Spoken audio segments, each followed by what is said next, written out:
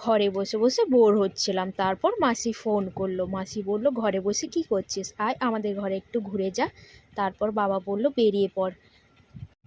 আমি ভাবলাম শুধু শুধু যাই কেন, একটা বেকার ভ্লগও করে নিই। তারপর বেরিয়ে পড়লাম। আমি মা টোটোর পেছনে, বাবা মেয়ে সামনে টোটোতে। আমরা টোটোতে করে মাসির বাড়ি যাচ্ছি। আমার মাসির বাড়ি শঙ্করপুর। চলো তোমাদের আজকে তাজপুর আর শঙ্করপুর দেখিয়ে আনি। আমার বাড়ি মন্দারমণি। এই দেখো সূর্যটা কতই না সুন্দর দেখাচ্ছে অস্ত যাওয়ার সময়। 1 2 3 4 তারপর বাবার কাছ থেকে মেয়ে পেছনে আমাদের কাছে চলে এলো। আমি বললাম, মাম্মাম চল দুটো ফটো তুলি। ফটো তোলার সময় ওর মুখটা দেখো বন্ধুরা, কেমনি জিভ মুখ কেমনি করে, বহু দুষ্টু, একটাও ফটো তুলবে না।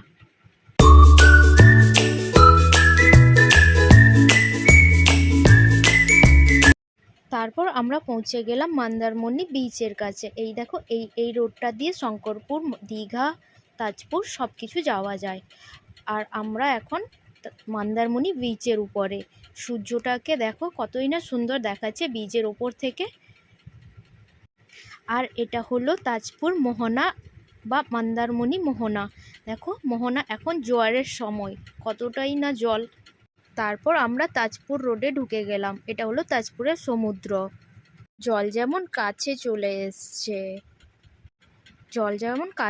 এসছে, আর সমুদ্রে ঠান্ডা ঠান্ডা হাওয়া, উফ, প্রাণটা যেন জুড়িয়ে যাচ্ছে। অনেক কষ্টের ভেতরে সমুদ্রের হাওয়াতে যেন প্রাণটা একটু শান্তি পেল। এই দেখো আমরা পৌঁছে গেলাম তাজপুর বিচে। সবাই দেখো সমুদ্রের সাইডে কতটাই না আনন্দ নিচ্ছে।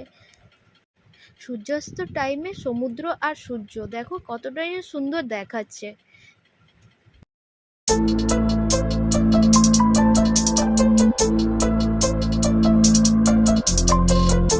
এখন হলো জোয়ারের টাইম, তাই সমুদ্রের জলগুলো এসে পাথরে ধাক্কা খেয়ে কতই না সুন্দর দেখো জলোচ্ছ্বাস হচ্ছে। সমুদ্রে ঠান্ডা হাওয়াতে মেয়ে আমার কোলে ঘুমিয়ে পড়েছে। তারপর পৌঁছে গেলাম শঙ্করপুর ব্রিজে। শঙ্করপুরে মাসির বাড়ি যাব, কিছু একটু কেনাকাটা করব। মাম্মামকে বললাম, মাম্মাম দিদুন দোকানে যাচ্ছে। ও যে উঠে আগে দিদুনের সঙ্গে দোকানে যাবে। এটা হলো দীঘা শঙ্করপুর তাজপুর যাওয়ার রোড।